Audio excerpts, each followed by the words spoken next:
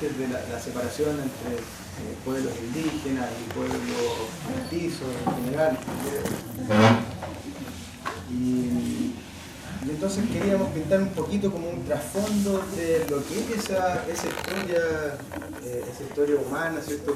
Con toda su belleza y con sus cosas terribles, con sus propuestas de liberación, que desde distintos frentes se han venido trabajando hace tanto tiempo, ¿no? Nosotros no venimos a contarles quizás nada nuevo, pero más bien a encontrarnos pues, en este interés que pareciera que muchos compartimos de darnos cuenta que hay la necesidad de llevar lo espiritual, ¿cierto?, a nuestra vida social y comunitaria, que necesitamos reencontrar nuevas maneras de producir nuestro propio hábitat social, ¿cierto?, incorporando todos estos elementos de sabiduría ancestral que guían la convivencia hacia un espacio más amable de ser vivido, democrático también, ¿no? Y entonces quizás primero señalar en ese marco histórico que nosotros pensamos que en la historia de la humanidad, ¿cierto?, la violencia, el poder, la búsqueda de riqueza no es consustancial a la historia de lo humano, sino que esto tiene un origen y que uno puede rastrearlo arqueológicamente, por ejemplo. Acá vamos a hacer una pincelada, así que no les puedo dar todos esos fundamentos, pero quien quiera entrar en contacto y escuchar más a fondo quizás los fundamentos de esta mirada, bienvenido. Pero entonces pensamos que en una época en que no había pueblos originarios porque éramos todos pueblos originarios, ¿no? O sea, hace por lo menos 10.000 años atrás. Y algo nos pasó en esta larga historia, en que eso se perdió, este espacio de igualdad entre hombres y mujeres, de igualdad entre hombres y mujeres, no habían clases sociales, no habían divisiones que nos separaran entre etnias, aunque hubiesen etnias como modos de vida. Y en general a eso se le ha llamado el patriarcado, pero no entendido solo como la dominación masculina, sino como la cultura de dominación y control, ¿no? Y que aparece en algún momento en la historia del humano y se mundializa hará 5.000, 6.000 años atrás. Y que justamente los pueblos indígenas de América y de otros lugares del mundo conservan ese núcleo, en su núcleo de sabiduría ancestral, ese mismo modo, esa semilla del modo de vida, ¿no? Y que los hemos visto en los últimos 500 años, ¿cierto?, del capitalismo, resistir, encontrar maneras de conservarse, ¿cierto?, casi hasta la extinción. Y de hecho muchísimos pueblos ancestrales, ¿cierto?, han desaparecido, desaparecieron los abuelos, desaparecieron las lenguas, desaparecieron los modos de vida.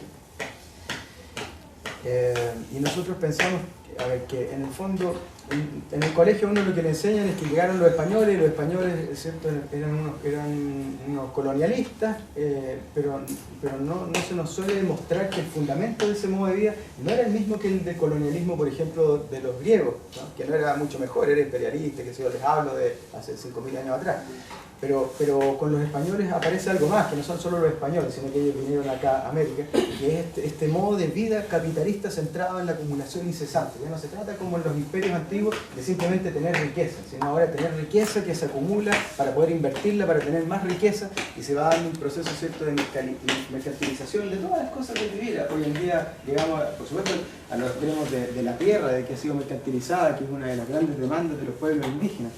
Pero se ha también mercantilizado pues hasta el cuerpo humano, ¿no? Hoy en día hasta se alquilan úteros, el agua, lo que contaban los abuelos ahí esta tarde, bajo el sauce, ¿no? En fin, tantas cosas.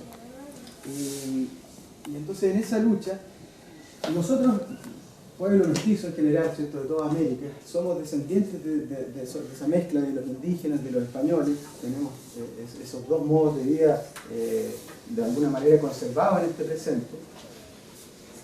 Y pensamos que, a ver, si uno revisa de hecho la historia social, lo que uno va a descubrir es que incluso durante los primeros 300 años de la colonia, los pueblos indígenas era reconocida en muchos lugares su autonomía, vivían mucho mejor que el pueblo mestizo, ¿no? Es decir, había una soberanía relativa de los territorios donde ellos reproducían su modo de vida.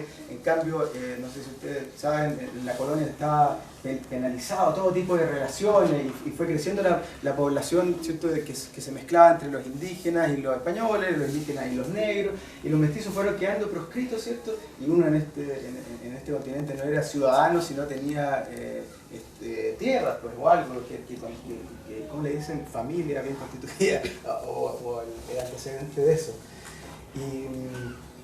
Y entonces, después, cuando empezó la República, que fue efectivamente en América en general y en Chile, ¿cierto?, donde se golpea más duramente la autonomía de los pueblos indígenas y van perdiendo, ¿no?, los mismos mapuches que lograron resistir, ¿cierto?, a los españoles, ya en 1880 han sido aplastados literalmente, es una matanza histórica que no hay que olvidar, ¿cierto?, la del pueblo mapuche, por la República, ya el capitalismo más, un poco más maduro.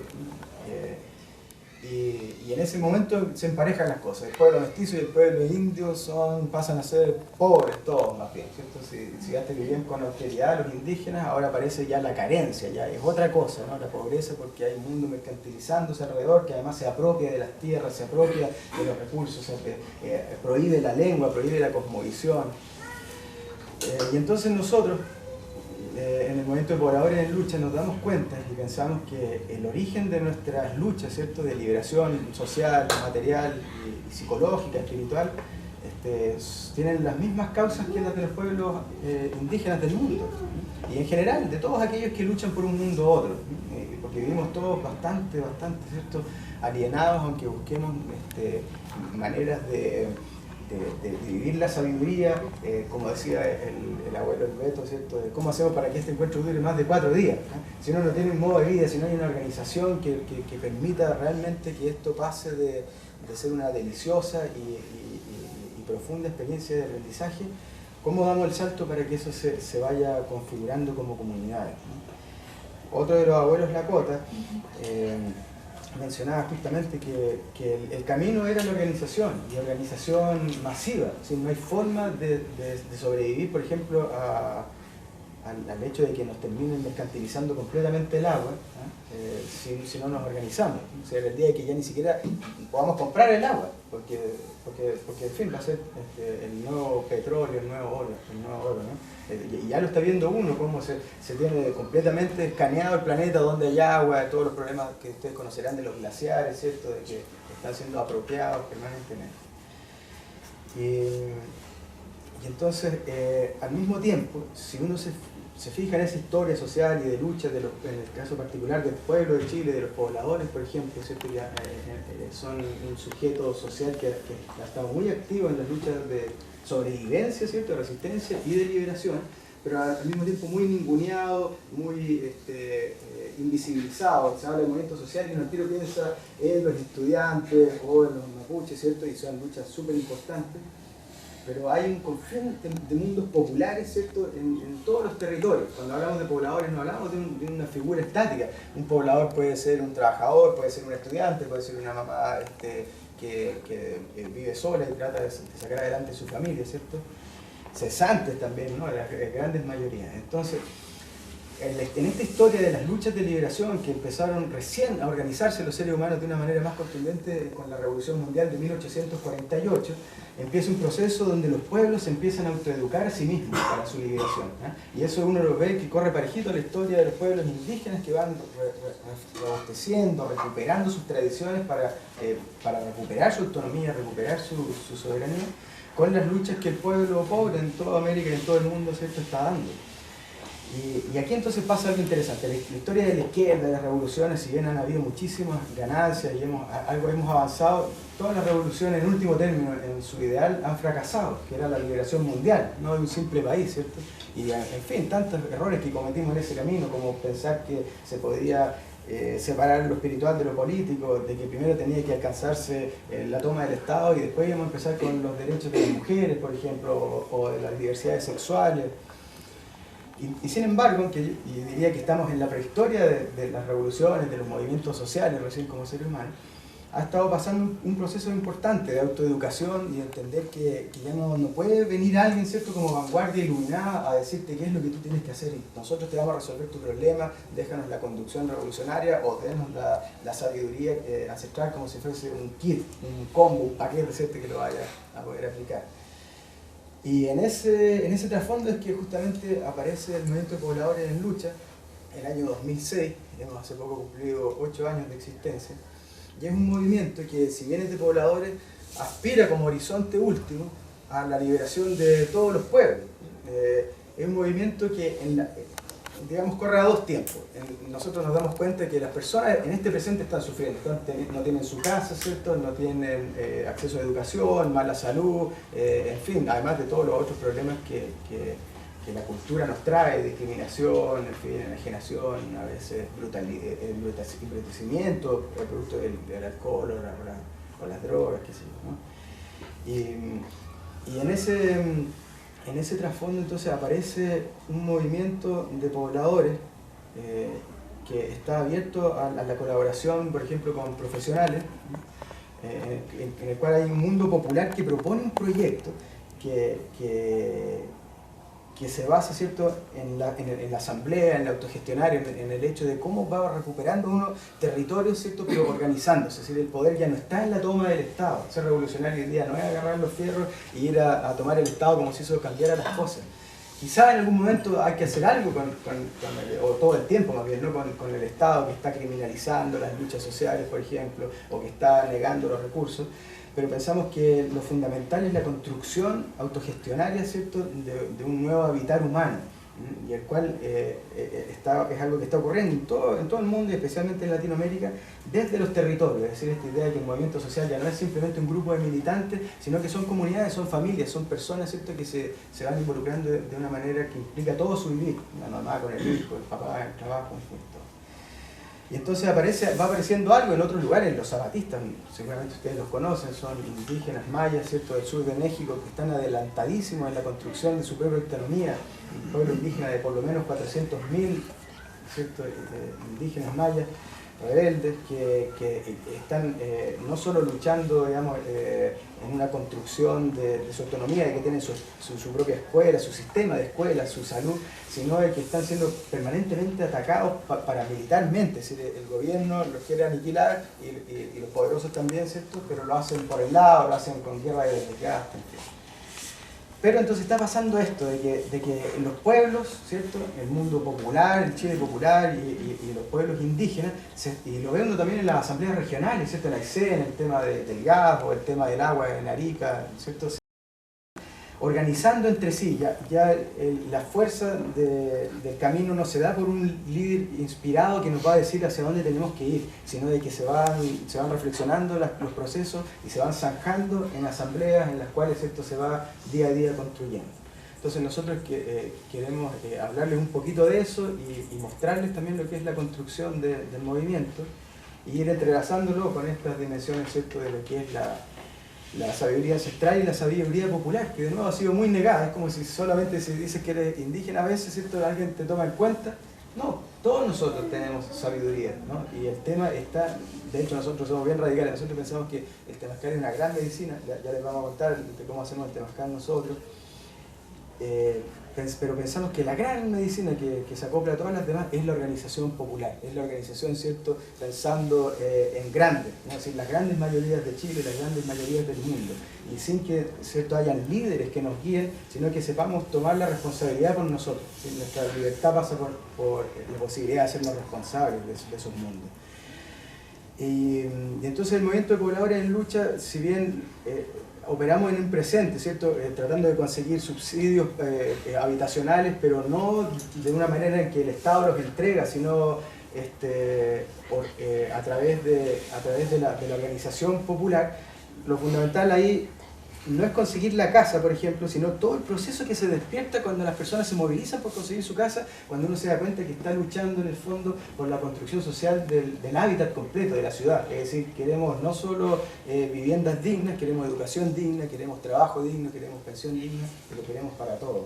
Y pensamos que eso no va a venir de arriba, no va a venir de forma de dádiva, porque la historia social pues, nos muestra que sin organización, sin movilización, eso simplemente no surge, ¿no? Y que surja el primer paso, después cómo le hace uno también, ¿no? Entonces pensamos que hay que recuperar los conocimientos ancestrales, pensamos que hay que recuperar las experiencias de los luchadores sociales de la historia, y al mismo tiempo pensamos que estamos entrando en un nuevo ciclo, un ciclo que por un lado es muy oscuro, y lo ve uno pues, todo el tiempo si presta un poco atención a lo que está pasando en el mundo, ¿cierto? En términos de caos geopolítico, de cómo se fue desmoronando en los últimos 40 años el llamado orden mundial, y está todavía apareciendo algo, pero no sabemos bien qué es, pero ya no es lo mismo. A veces uno, ¿cierto?, se va del país, un par de años vuelve y ha cambiado, ha desaparecido una esquina completa o un barrio. Están permanentemente cambiando la ciudad. Los pobres de la ciudad, ¿cierto?, van siendo a su vez expulsados, van siendo periferizados espontáneamente con el mero subir del precio, ¿cierto?, de los territorios, de las casas que tienen su casita, pero entonces hay que pagar y van siendo expulsados de a poco. Entonces vamos a ir hilando un poco ahora ese relato de los distintos trabajos en educación que hacemos en el tema de vivienda, que hacemos en coordinación de luchas generales, de cómo llevamos estos intentos a fundir la organización y los trabajos con los movimientos estudiantiles, con los movimientos de mujeres, los movimientos ecologistas. Y justamente estamos aquí porque pensamos que el espacio de la espiritualidad, el espacio de rescatar la sabiduría indígena es otra dimensión más de esta lucha que es fundamental. Me gustaría complementar contando, abriendo la historia, diciendo que esto es un proceso vivo, que en el camino ha ido cambiando. El movimiento nació el año 2008, yo entré a trabajar con el movimiento el año 2011 y hoy día el movimiento no es lo mismo que era el 2011 y va cambiando vertiginosamente según la gente, y es una convocatoria abierta y nos invita a repensar el concepto de poblador, porque así como decía el Nacho, puede ser un trabajador, puede ser una dueña de casa, o como en mi caso puede ser un arquitecto, donde entendemos el poblador como el sujeto organizado en torno a una comunidad, en torno a un territorio y en torno a un desafío común impuesto por la misma asamblea, que también es parte de los principios que tiene como movimiento social y los movimientos con los cuales trabajamos, que la asamblea es el órgano de mayor sabiduría, porque siempre lo que salga de todas nuestras voces, de todas nuestras reflexiones, va a ser mejor que lo que sale de cada una de nuestras voces. Eso en términos de movimiento, antes de que nos metamos en más detalle, y por eso que esa es la condición de poblador, se hace extensivo a los distintos grupos socioeconómicos, a los distintos niveles educacionales, etc. También tiene una intención, un interés por construir la patria latinoamericana y después de eso construir la patria humanidad, que es parte de la tensión religiosa que nosotros vemos aquí, y nos llama a decir cómo esto es tan coincidente con lo que nosotros tenemos como visión política, pero cómo en la práctica a veces están tan alejados las personas que tienen retiros y espacios para encontrarse con esta visión de unidad, y los que están muchas veces en el Frente Popular de Trabajo y de Lucha por las banderas que tienen que ver con las unidades comunes, con los servicios básicos comunes, que tienen que ver con esta construcción de colmenas. A diferencia de la abeja, el animal es el único, o sea, el hombre es el único animal en la tierra que no tiene casa.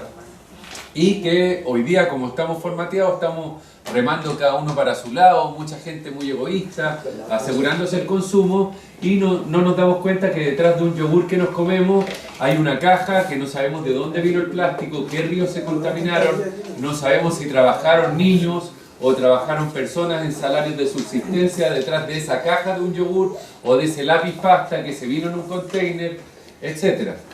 Y también un poquito de historia, algo que me gustaría hacer énfasis sobre lo que mencionó Ignacio, es que durante la época de la conquista aquí en Sudamérica teníamos un encuentro, una tensión, una guerra, una confrontación entre el mundo indígena, cuando se dio cuenta que el español ya no llegaba como amigo, sino que llegaba a apropiarse, a batallar, a asesinar, y fue pariéndose en ese encuentro, en ese roce, se fue pariendo el mestizaje.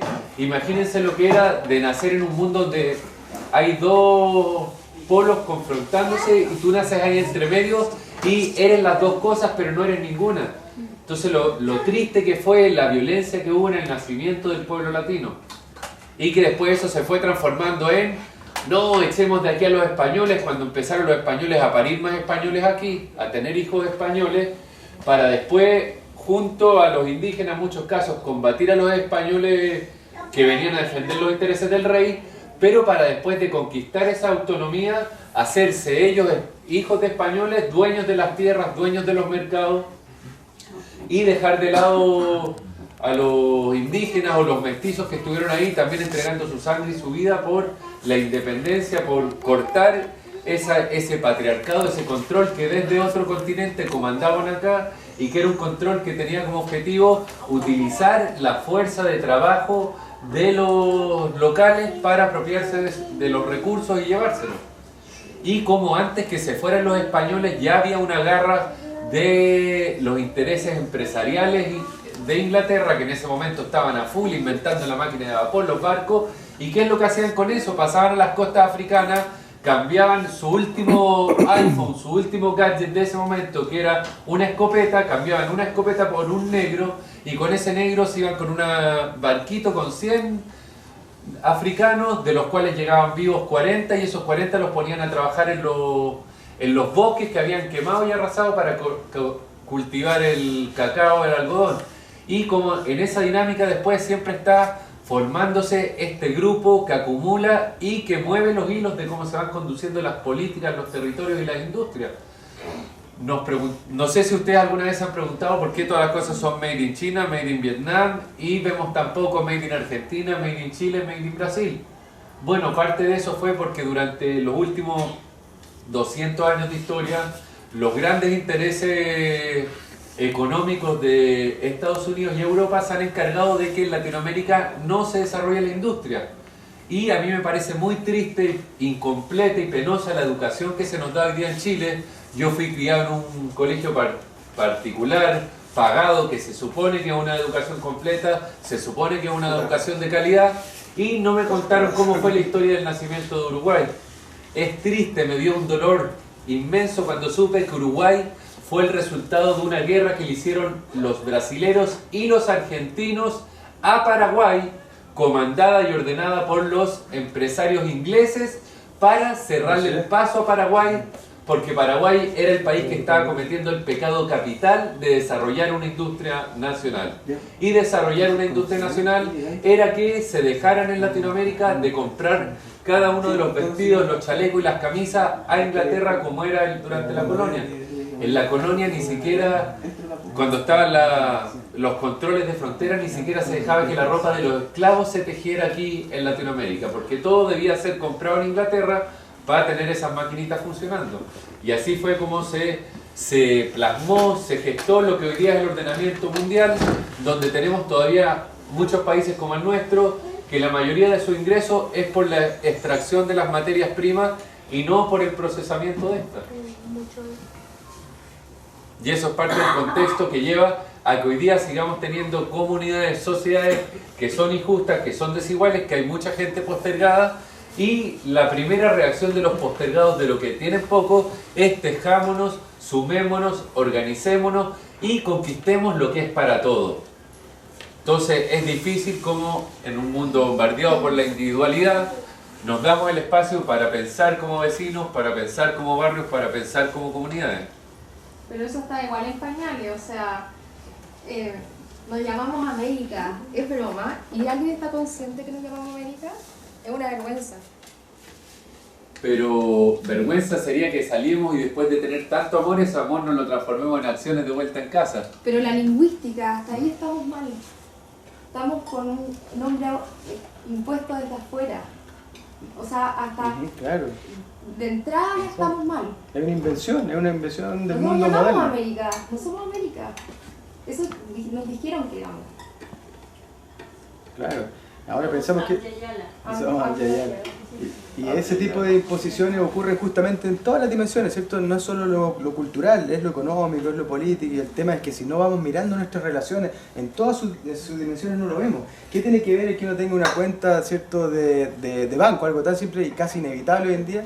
Como eso implica de qué manera está uno entramado en la gran matriz del sistema mundial capitalista, en el que vivimos y de alguna manera vivimos oprimidos y explotados, ¿no?, en distintas dimensiones dependiendo de dónde venimos.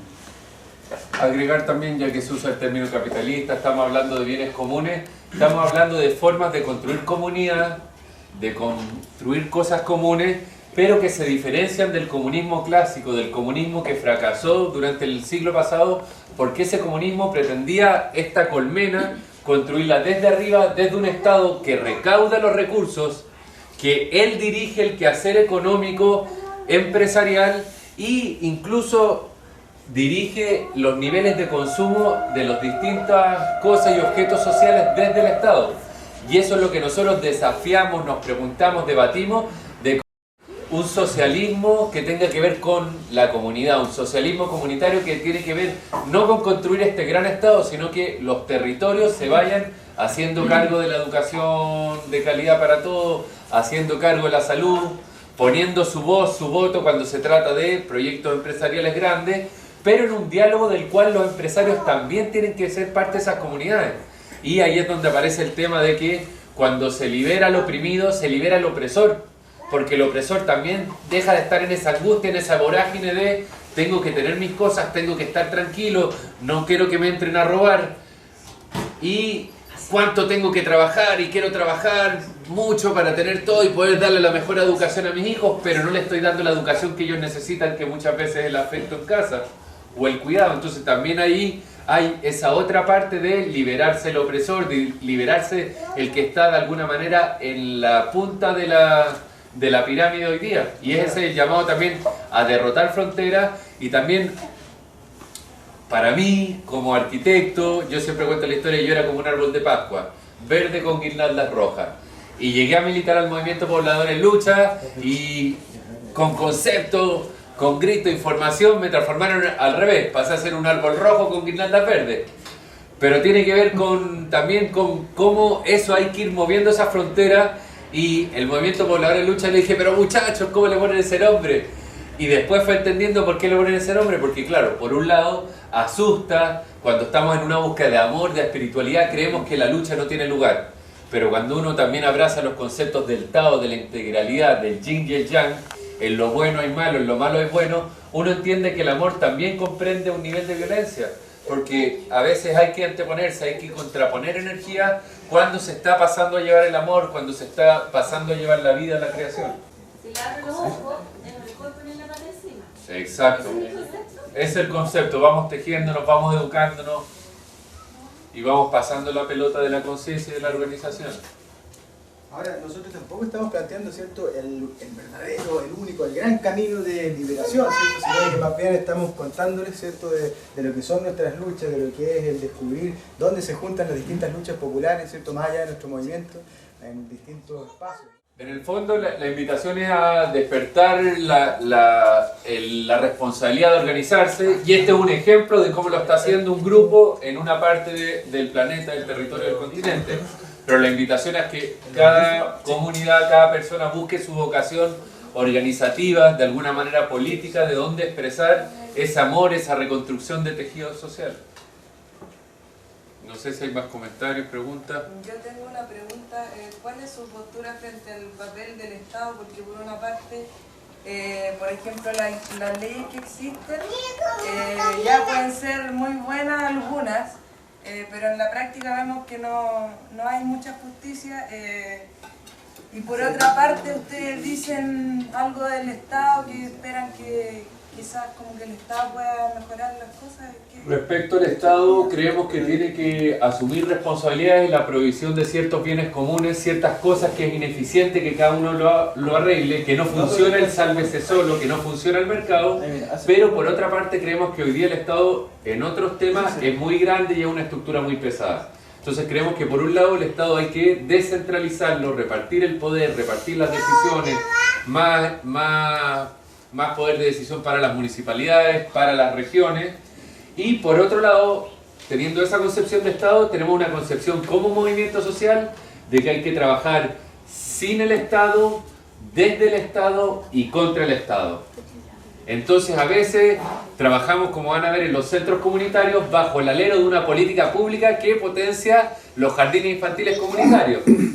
Pero en otras partes van a ver cómo trabajamos sin el Estado en un terreno que estaba abandonado en la población, que era un microvertedero, y donde cortamos el candado que le había puesto la municipalidad, empezamos a construir huerto urbano un año, segundo año huerto urbano, el tercer año empezamos a construir una sede social con materiales reciclados.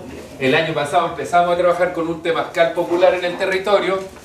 Voy a hacer circular este volante, que es el que estuve repartiendo afuera, que es la invitación para la marcha que vamos a tener para defender específicamente ese espacio. Entonces ahí estamos trabajando sin el Estado, al margen.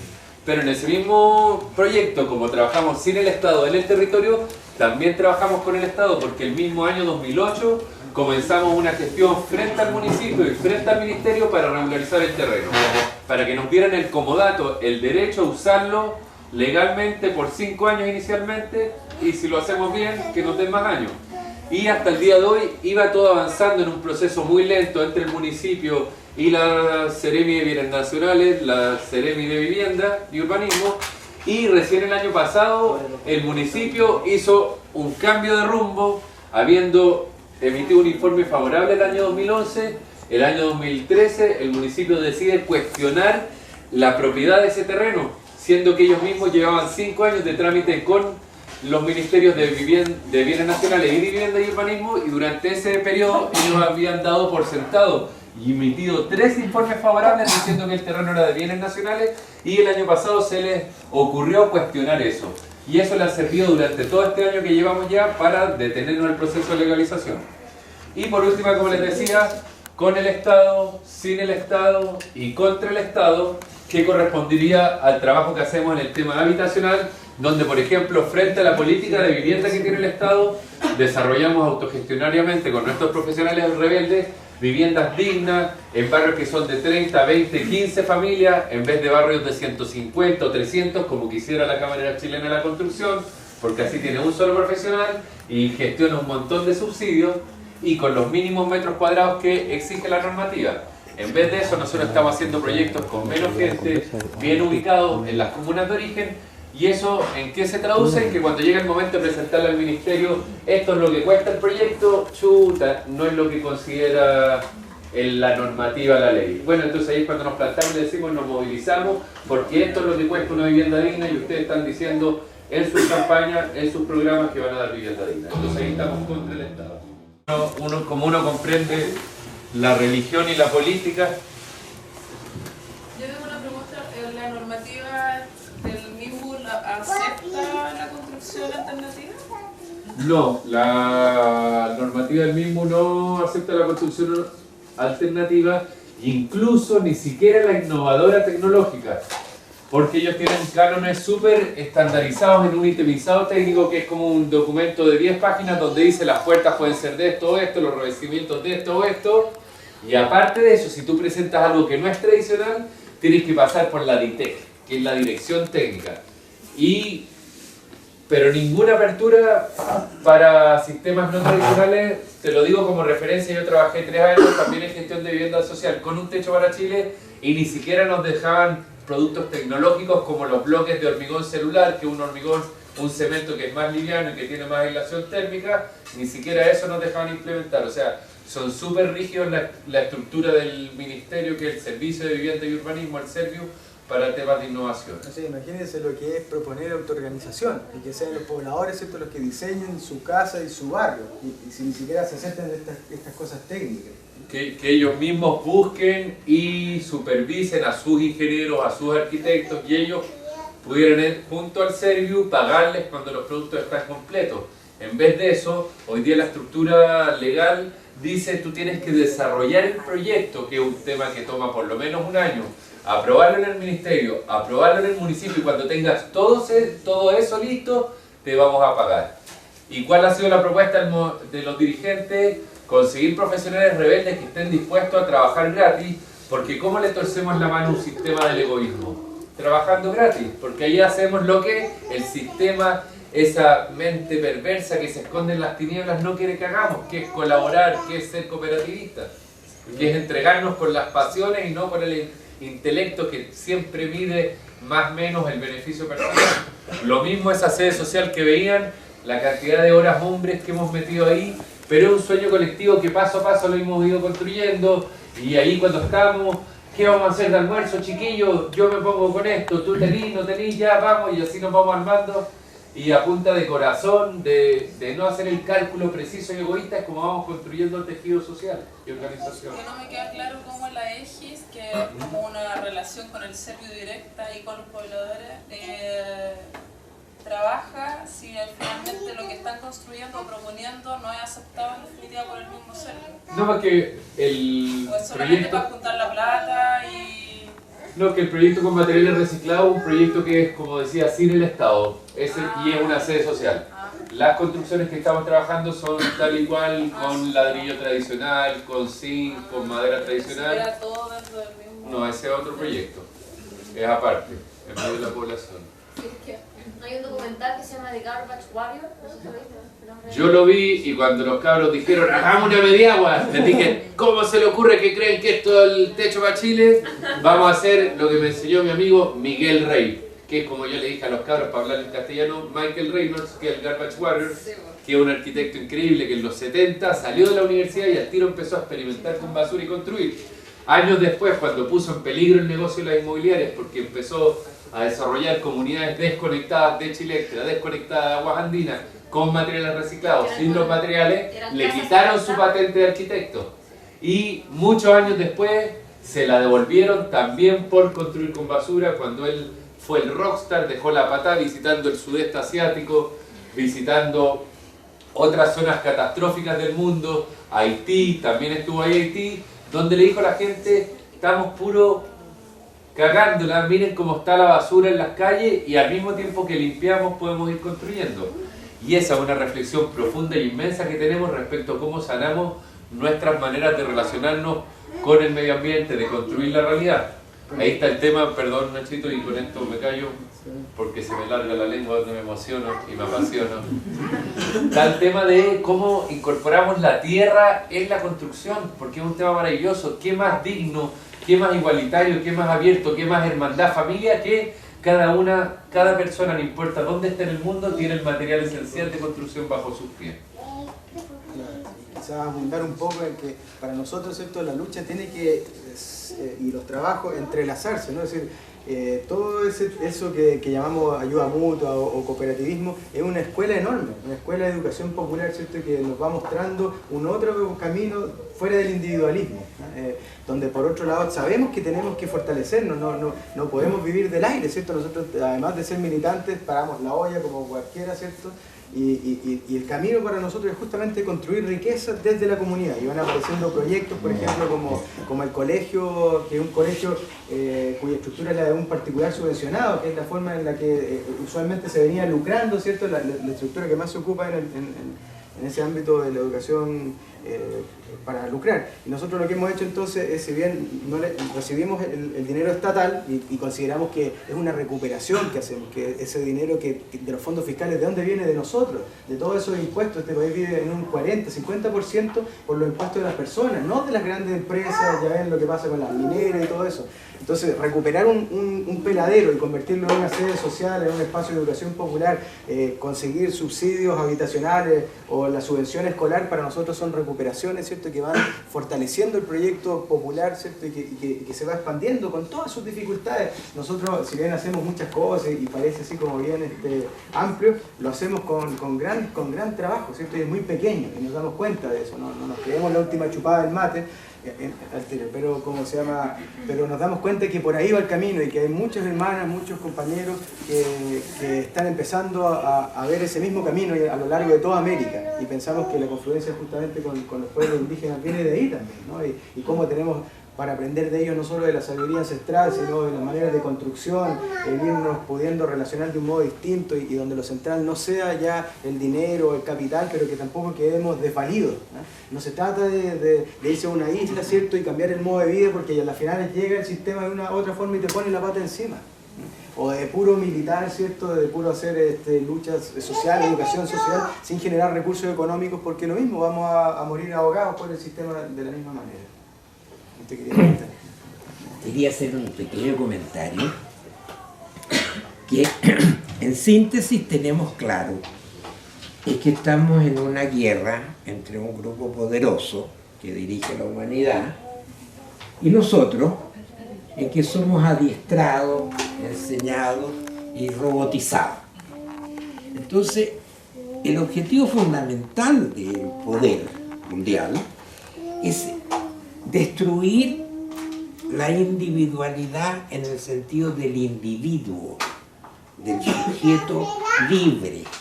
Porque si nosotros nos miramos, nosotros pensamos lo que dice la televisión. nos educaron en lo que nos dijeron los libros de historia o los profesores, tú lo estabas nombrando. Entonces, ¿qué es lo que somos en definitiva? Somos unas marionetas.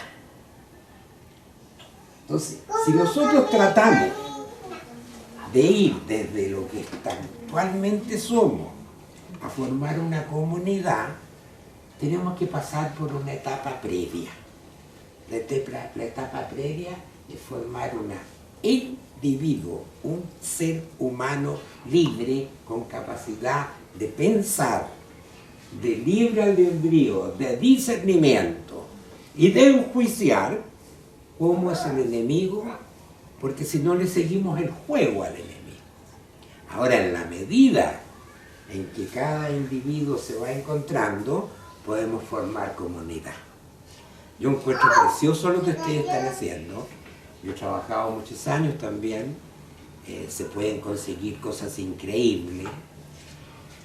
Increíble, voy a decir, en la parte donde trabajaban los pobladores, formaron un centro de salud y el municipio empezó a pagar por cada poblador que era atendido en ese centro por los propios pobladores. Y en este momento tenemos un financiamiento del Ministerio de Salud. O sea, se ha demorado mucho tiempo, pero ya ha llegado a ese punto de que hay un reconocimiento. Pero, ¿cuál fue el camino? El camino fue un camino lento de sentarse a conversar, a bailar, a estar así, hasta que cada uno fue tomando conciencia de que lo que pensaba valía y que podía pensarlo y podía expresarlo. Entonces, yo quería marcar esto porque cuando tú dijiste todo de la individualidad, es una trampa que tenemos, en que nos dicen que somos individualistas. No, si no logramos ser individualistas, somos prácticamente nada. Claro, nosotros pensamos, digamos, depende de cómo uno ocupe las palabras, pensamos que lo importante más que el individualismo o el individualista es la autonomía, y lo quieren los pueblos, ¿cierto? Lo quieren las personas, uno educa a sus niños, ¿cierto?, para que sea feliz, pero en el fondo para que sea autónomo. Uno lo ve en el mundo del reino animal, el león, ¿cierto?, la leona tiene su leoncito hasta que éste logra aprender a moverse autónomamente y después sigue su camino. Pero pensamos que eso no se da primero de un paso y después el otro, de cómo nos hacemos autónomos, sino de que es la organización popular desde la autonomía reflexiva de cada uno de nosotros el que nos va a permitir, ¿cierto?, ir explorando, ir construyendo lo que no existe, que es esa manera o que dejó de existir y que existe en ciertas islas y en uno mismo todo el tiempo, pero con destellos de arrogancia, de prepotencia, de indolencia, ¿no? Y en ese sentido pensamos, y lo hemos dicho, ¿cierto?, que la gran medicina es la organización de las personas, de las comunidades y de los pueblos. Y esto es clarísimo cuando en el Temazcal, ¿cierto?, decimos esto de por mí y todas mis relaciones, darnos cuenta de que en verdad son todas nuestras relaciones, de que a veces uno no se da cuenta que detrás del chaleco que uno lleva puesto, unos niños trabajaron, hicieron trabajo esclavo en China, ¿cierto?, porque uno no tiene idea del componente final que nos llega, y estamos hasta el cogote del sistema. Si nosotros decimos que estamos sin, desde y contra el Estado, pero en verdad si uno lo mira, inevitablemente también estamos desde el sistema, lo llevamos en la mente, lo llevamos en nuestras relaciones, lo llevamos en la concretud material, y el tema es cómo entonces también abrir una dimensión para estar sin él, donde la mercantilización no pueda entrar e incluso podamos hacerla retroceder, creando emprendimientos, ¿cierto?, donde lo centramos el dinero, y contra el Estado, porque tenemos que defender permanentemente esto, ¿cierto?, de manera de que esta semilla pueda tener una oportunidad en este momento que además es prácticamente de cambio civilizacional, ¿no?, donde están cayendo los grandes órdenes, los poderosos, ¿cierto?, se ven a nivel mundial cada vez más reducidas sus ganancias, y entonces la forma de seguir apretando más el pan, ¿cierto?, para sacarle todo el agua. Y ante eso es contra lo que pensamos que la lucha espiritual, la lucha que alimenta la autonomía psíquica y relacional, va de la mano, ¿cierto?, de las luchas sociales, de las luchas políticas, donde la sabiduría ancestral y popular tiene todo que decir, y es la de todos nosotros, y que no hay pueblos originarios como una entidad ahí, sino que somos todos una familia, como empezamos esta conversación, ¿no? Somos parte de esa misma gran matriz relacional. Hola hermano, buenas noches. Mi nombre es Trabuco Pi, venimos de la cuarta región de Coquimbo. Un saludo, Ignacio. Muchas gracias. Y bueno, traemos un mensaje de la cuarta región. Quería un poquito contar también de qué se trata el mensaje que nosotros traemos. Bueno, hace algunos años en Colombia, el gobierno colombiano le propuso a los Mamos Coy de la Sierra Nevada hacer una universidad de los conocimientos ancestrales. Y cosa que los Mamos rechazaron, porque hay fines de lucro involucrados que dijeron no.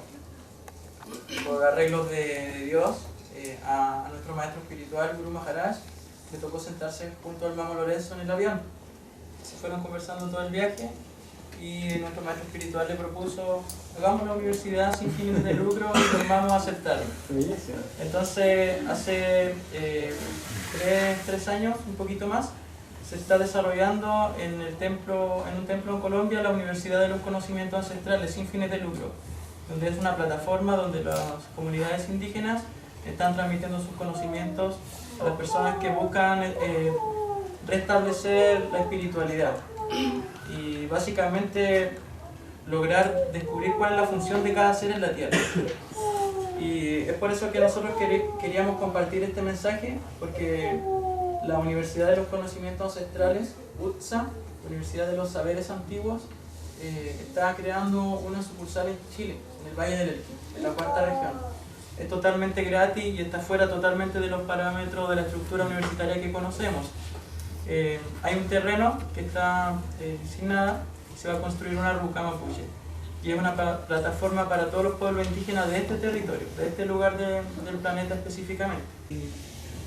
Bueno, me siento muy identificado con el camino que ustedes toman, porque nosotros también, al igual que ustedes, somos pobladores, vivimos en una toma en Coquimbo, estamos trabajando en la bioconstrucción, en la tierra, en las huertas, y es muy bello. Los felicito y le agradezco de poder entregar este mensaje. Y además felicitarlos por su iniciativa, por su lucha. Y nosotros igual en Coquimbo estamos con varios hermanos que igual formamos una comunidad Rucalafquén. Vivimos en la parte alta y toda la parte alta está catalogada como media mala, así, porque toda la parte alta ha sido siempre toma en Coquimbo. Entonces formamos como comunidad, queremos hacer un barrio ecológico y estamos en eso, bioconstrucción, huerta, estamos en construcción como proyecto Unstruli también, y reforestando, porque allá hay una zona que hay un comillo, hay mucha flora, fauna, y estamos en eso con muchas familias. Y es un lugar maravilloso también, frente al mar, cosa que siendo de toma, frente al mar es como... Claro, una buena toma. ¿Quién? Una toma cinematográfica. Una toma, sí. Toma bien. Entonces, Toma VIP. claro. Eso, toma VIP. Entonces ahí también luchando Claro. al principio, no queriendo también involucrarnos con la municipalidad, nada de eso, pero después igual vamos a tener que estar hablando, claro, pero también fuerte. Bien fuerte que significa también el hogar frente al mar. Sí, el problema en el fondo, con el Estado o con los recursos privados, qué sé yo, no es per se, sino de que cómo lo hace uno de manera que no desintegre la organización popular. Esta idea de que hubiera plata sucia, si toda la plata está sucia porque viene de todos los peores lugares y sale por aquí, entra por allá, ¿cierto? El tema es cómo vamos a lograr que esos recursos, o en este caso esos espacios decisionales del Estado, confluyan a empoderar, ¿cierto?, las luchas populares, a engrosar la capacidad de organización, de educación, en un proceso que sabemos es largo, ¿no? Esta idea, ¿cierto?, de que de la toma del Estado era algo bastante pensado como en el mediano o corto plazo. Nosotros sabemos que la revolución no empieza tomándose el Estado ni acaba tomándose el Estado, pero en alguna medida tenemos que ir dispersando ese Estado a través de relacionarnos con él, ¿cierto?, de una manera que no diluya la fuerza popular, sino por el contrario, la vaya fortaleciendo y que se vaya caminando paralelamente ese camino territorial de la comunidad específica, pero que sepamos relacionarnos a nivel nacional y a nivel internacional. O sea, sin esto los pueblos van a sucumbir al nuevo orden que se está planteando en el mundo. Si alguien más quiere... Bueno, también decirles, a propósito de lo que decían ahí las compañeras, nosotros decimos también aquí los hermañeros y hermañeras, viviendo el hermano con el compañero. Les dejamos pasado el dato, que si les interesa lo que les contábamos, ¿cierto? Las puertas están abiertas. Como les decíamos, no se trata, ¿cierto? Para nosotros en verdad es solidaridad, sino de que si alguien entiende en lo que estamos, se va a dar cuenta de que es parte de su propia realidad, de sus propias luchas y que estamos imbricados, ¿no? Y cómo entonces vamos colaborando y construyendo ese otro mundo. Yo quería, si podían profundizar un poco lo que ha sido el proceso y cómo lo proyectan dentro del tema. ¿Cuál ha sido la receptividad del pueblo? Perdón, no te escuché. ¿Cómo ha sido el proceso, la receptividad y cómo se proyecta el tema del temazcal? Bueno, ha sido todo un aprendizaje. Yo aprendí en México, viví en México 7 años, ¿cierto? Con Carlos Jesús Castillejo y otros compañeros de él. Y después yo fui siguiendo mi camino, y cuando igual que le pasó al Ale, que pasó de ser un árbol verde con bolitas rojas, y después cambió eso, yo me di cuenta que no podía transmitir, ¿cierto?, el conocimiento ancestral no solo del temazcal, sino de la sabiduría prehispánica mexicana, de una manera en que uno va a traerle la revelación al otro, ¿cierto? Habría sido lo clásico de esa historia, de que hay alguien que sabe y otros que no, y usualmente es el pueblo el que no sabe y tiene que aprender algo. Entonces, además, como soy antropólogo y tengo un manejo de la visión cosmogónica, inventamos una manera, ¿cierto?, de desarmar el temazcal, entendiendo sus elementos y irlo reconstruyendo en la convivencia, ¿cierto?, en torno a lo que es para nosotros la cosmovisión de nuestro movimiento. Por ejemplo, ¿cierto?, en un temazcal, en México por lo menos, de esa tradición, las 4 puertas son de la tierra, del agua, del aire y del fuego, ¿no? Y para nosotros son los 3 ejes del movimiento, la puerta de la autogestión, ¿cierto? Entendiéndola ya no solo como gestionar recursos, sino como el autogobierno, la autonomía, la puerta de las luchas de liberación contra la opresión y la explotación en todas sus dimensiones, psicológicas, espirituales, materiales, la puerta de la educación popular, ¿cierto? Entendida ya no como la educación para los pobres, sino que la educación de los pobres con un proyecto de liberación. Y finalmente la cuarta puerta es lo que nosotros llamamos nuestro horizonte, que es la vida digna, y que sin embargo no es un horizonte mañana alcanzar, sino que es un mañana hoy, empieza ahora. Sin asumir la dignidad y el involucramiento en las luchas populares no hay dignidad posible para ninguno, pensamos nosotros.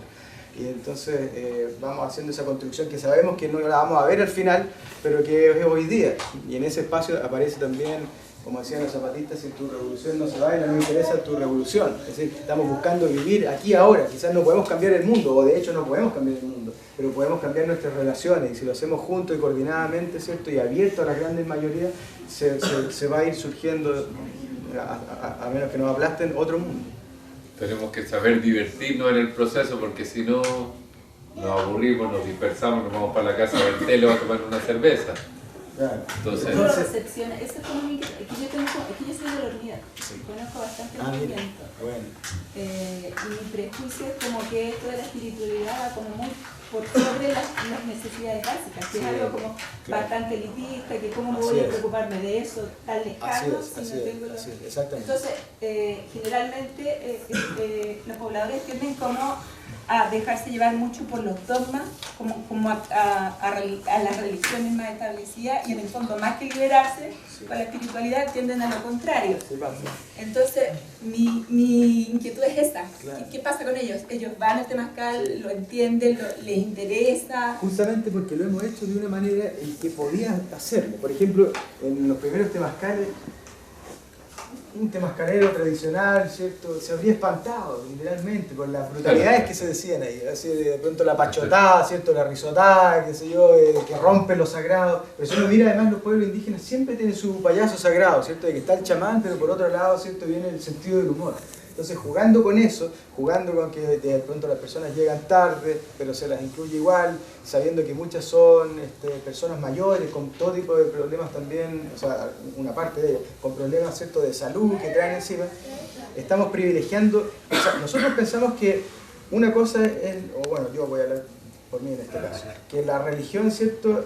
Hay distintos tipos de religión y tiene que ver con la cultura, según la cultura la religión, pero la espiritualidad es constitutiva del humano, y entonces nosotros apelamos a que el encuentro con la naturaleza misma, el espacio, ¿cierto? Nunca les dijimos ya, y ustedes tienen que ahora rezarle a la Madre Tierra, porque algunos se iban a sentir rarísimos, ¿cierto? Y de nuestros compañeros había de todo, desde los revolucionarios así, ateos que no pensaban más que en la opresión de la religión como opio del pueblo, pero que se han ido abriendo dando cuenta de esta dimensión constitutiva del humano, ¿cierto? Que no la podemos desperdiciar, que es algo que por el contrario tenemos que recuperar.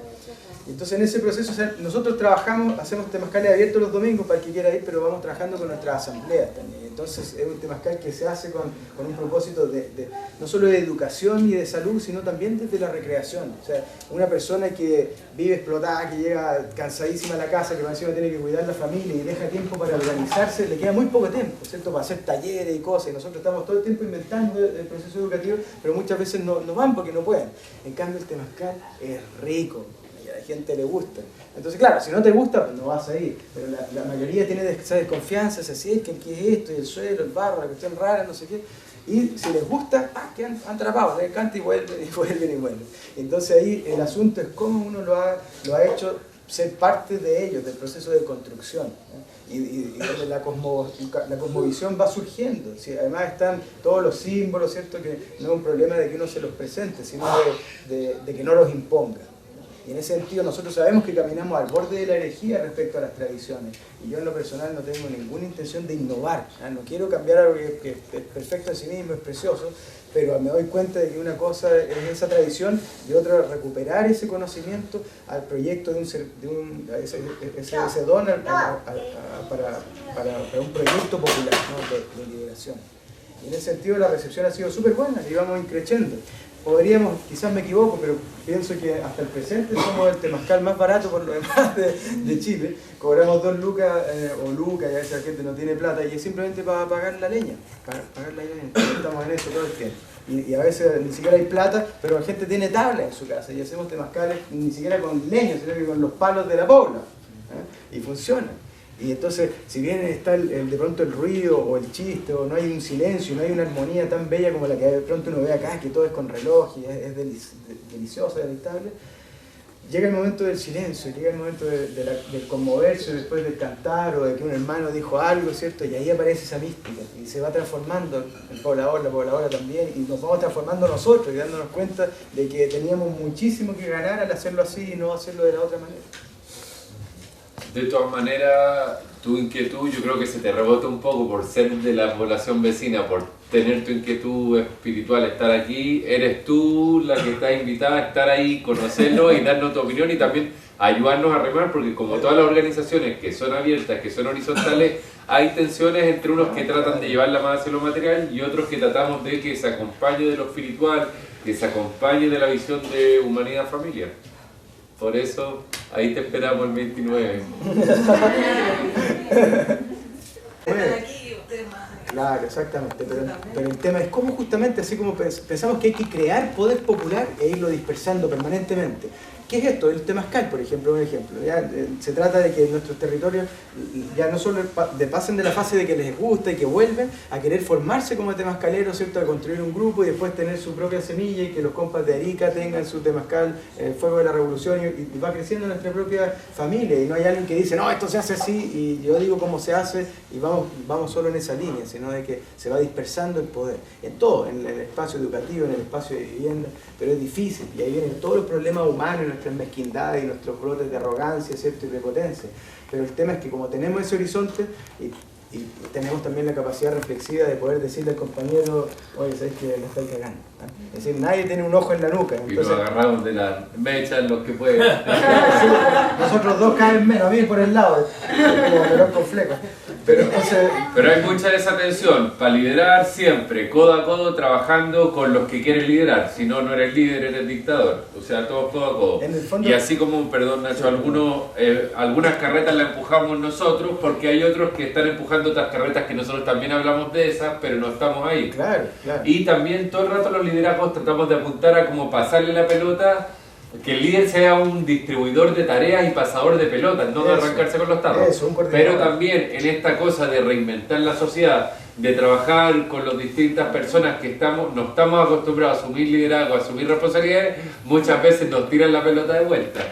Pero es un proceso vivo que en el fondo vamos inventando espacio a espacio, asamblea a asamblea, esfera a esfera. Cosas así, por ejemplo, ¿cómo tenemos esquemas que se han ido revisando, temáticos, temas políticos, que en el fondo se van reinventando según va creciendo el espacio y se van tensionando también la carga, el trabajo y el desarrollo que van teniendo los distintos espacios. Tenemos, aparte de las asambleas de vivienda, operamos con consejos. Por ejemplo, está el Consejo de Vivienda, está el Consejo de Educación Popular, está el Consejo de Comunicación y Cultura y el Consejo de Soberanía Política. Entonces nos vamos involucrando según las capacidades y los intereses de cada uno en esos consejos. Los militantes esperamos, ¿cierto?, que más bien se vayan interesando un poquito en todos, aunque no podemos estar en todas, ¿cierto? Y ahí vamos avanzando a través de nuestras 4 campañas, la campaña por la educación otra, por la vivienda popular, ¿cierto?, la cultura y la comunicación popular y el espacio de la soberanía política también territorial. Ese es un poquito el orden. Y además están las pequeñas asambleas de las unidades. Por ejemplo, nosotros estamos levantando la Escuela Psicosocial Martín Baró, que es un espacio de educación psicosocial justamente para trabajar desde la autonomía, desde la reflexividad. Y también se hace atención psicológica, porque nos damos cuenta, ¿cierto?, de que, pero enlazando, ¿cierto?, la psicología, la terapia, con los problemas de las personas. Los problemas no son mentales. Alguien que tiene depresión, ¿cierto?, pero resulta que tiene 4 hijos y no tiene trabajo, ¿de dónde viene su problema? ¿De su sistema nervioso o de la realidad que hay? Entonces pensamos que es necesaria la medicina de la reflexión terapéutica, pero que la liberación viene desde tomar conciencia de que el problema mental de uno es social y tiene un origen político, y que esa gran medicina de la organización, ¿cierto?, del involucramiento en la organización, va generando cambios, porque lo hemos visto en personas que florecen, que el sentido de sus vidas, ¿cierto?, se llena. La compañera también, perdón, antes. Sí, es que ustedes mencionaron varias veces el término cooperativismo, sí, o términos similares. Claro. La organización de los grupos es una organización que se la dan en forma espontánea, de acuerdo a sus propias realidades, o ustedes como que orientan a que se vaya a una formación teórica cooperativista como se conocía antes, como la conocí yo, por ejemplo. O cada organismo se da su propia organización de acuerdo a su realidad. ¿Cómo es? Las dos cosas. Un ejemplo concreto, por ejemplo, el Colegio Paulo Freire es interesante no solo por la propuesta pedagógica que tiene, ¿cierto?, de ser crítica y de tratar de expandir la capacidad autogestionaria de los estudiantes en sus territorios, sino porque además opera, ¿cierto?, en un sistema desmercantilizantemente.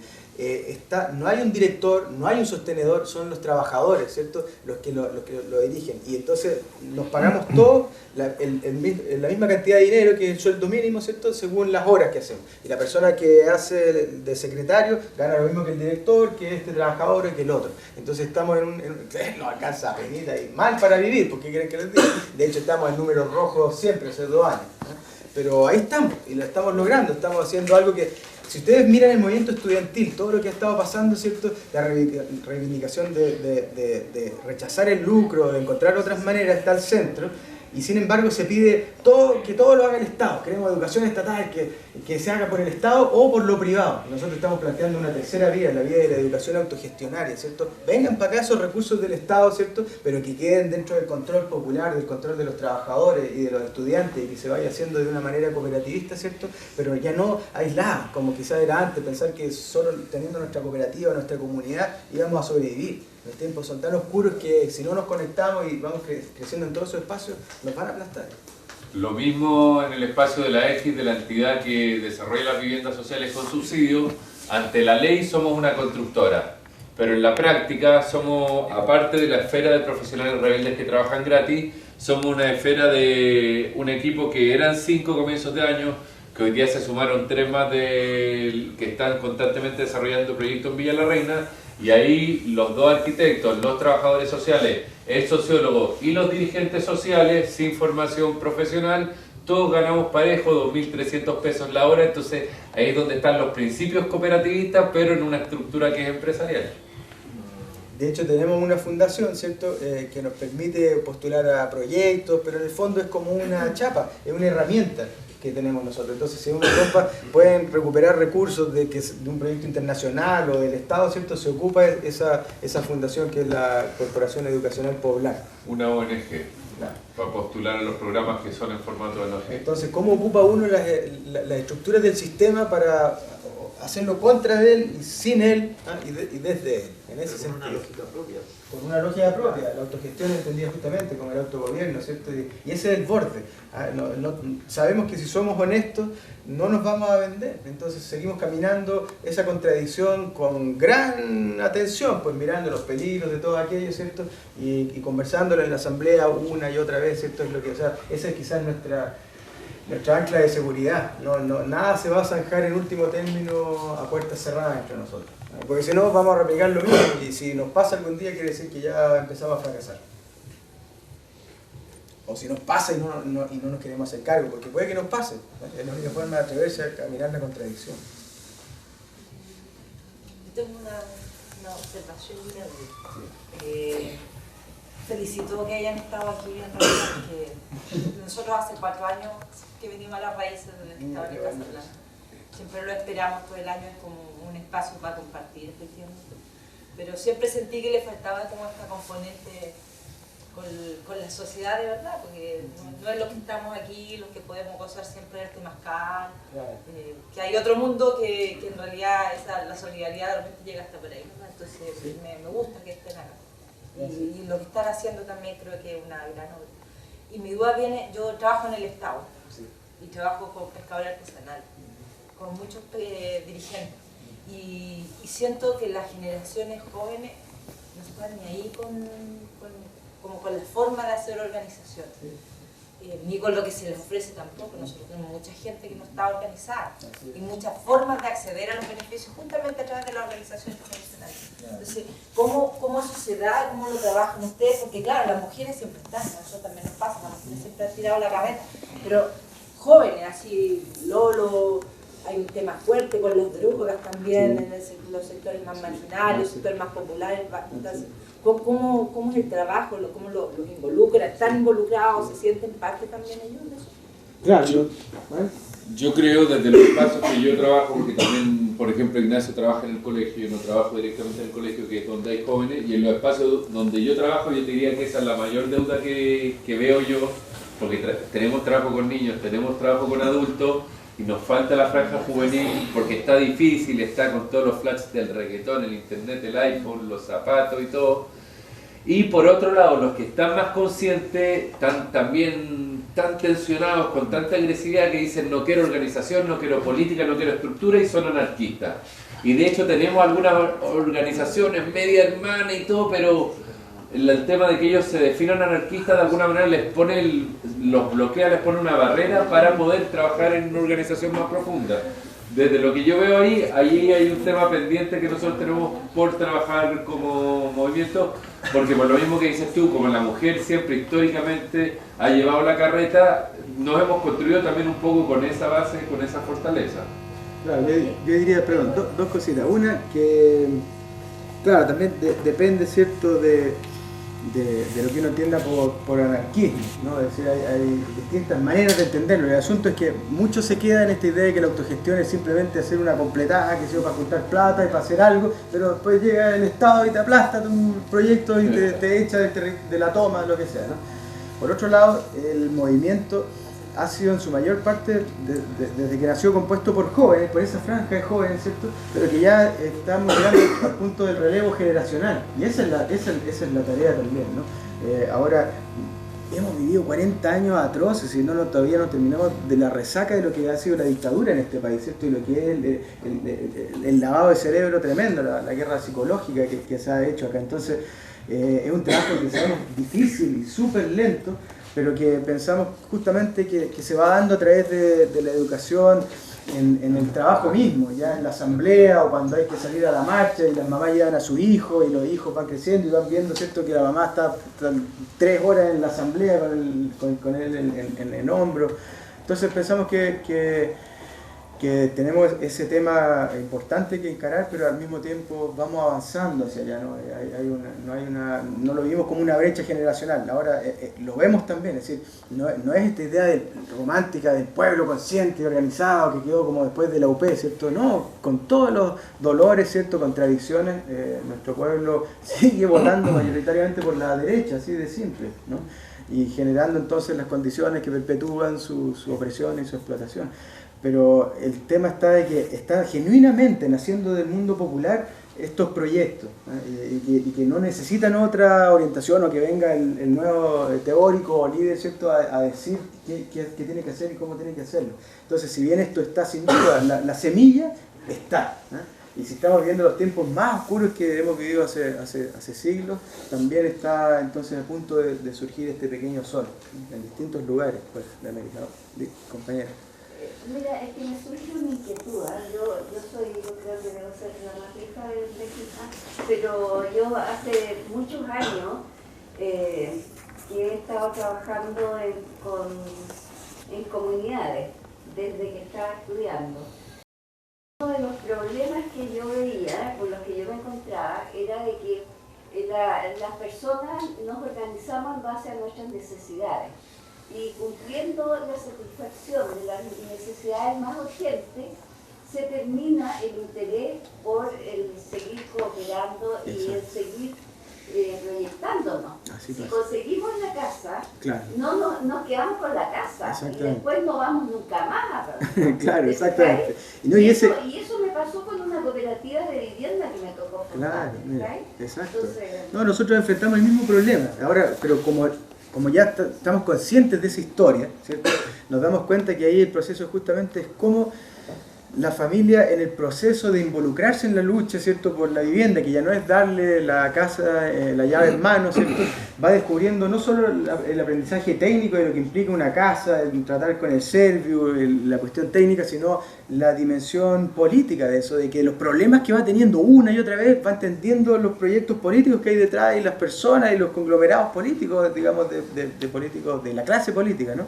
Y entonces va despertando una conciencia en que las personas se dan cuenta de eso. Por otro lado, hay quienes, ¿cierto?, quieren seguir enseñándole a otros lo que han aprendido en el movimiento porque les trajo un sentido para su vida, ¿no?, un sentido de dignidad, de creatividad, porque hay siempre espacio para que todos nos escuchemos. Entonces, nuestra apuesta es esa en el largo plazo, no es la casa, ni siquiera la población, es la vida digna. Y en la confianza, ¿cierto?, de que nos vamos a ir transformando en la convivencia, aprendiendo, en la calle, en la asamblea, en el colegio, en el huerto, en un proceso en el cual, claro, hay, como les decía yo, personas que de pronto solo quieren su casa y al final obtienen la casa y se van involucrando cada vez menos. Pero ahí, de hecho, para nosotros la lucha es un nuevo ciclo de lucha. Nosotros hemos levantado ya un conjunto habitacional de 120 departamentos, comunidad Las Araucarias en Peñalolén, donde viven 120 familias. Y es ahí la vida digna, pues es ahora, no es en 500 años más, ¿cierto?, o en 20 años más. Y ahí empiezan los problemas, empieza que a mí no me interesa, o yo me organizo, pero nuestra apuesta es la confianza. Si no tenemos confianza en nosotros mismos, en el sujeto popular, en todas las personas, en la gran mayoría, no la vamos a hacer tampoco. Es que si la satisfacción de la necesidad concreta no va unido a lograr un cambio de mentalidad, desde los niños hasta los ancianos, no vamos a seguir fracasando. Así es. Esa es la educación popular, que el mismo proceso de organizarse por la vivienda sea un proceso de aprender a relacionarnos como comunidad y a encontrarle el valor a la organización de por sí, por sobre las necesidades, como dice usted. También con mi experiencia de trabajo en proyectos de vivienda social, hay algo ahí con el ciclo, entre como en la matriz cultural que estamos, que la familia recibe la casa y el primer año se vuelca para adentro a arreglar sus cositas, la cerámica, el mueble. Entonces también hay algo ahí como con el pulso de que hay que dejar que eso pase, no hay que ir en contra de eso, y cuando eso está terminando, nos damos cuenta de repente que estamos peleando por dónde van los autos en vez de peleando por cuáles son los espacios para que jueguen los niños. Y ahí es cuando se abre otra necesidad y se abre de nuevo otro ciclo de organización. Y también parte del desafío es como ir buscándose esas necesidades para alcanzar una mejor vida que nos permitan articularnos en este proceso de ver el valor mismo de la organización. wachiyelo ate omakiyayo Wane wachiyelo ate omakiyayo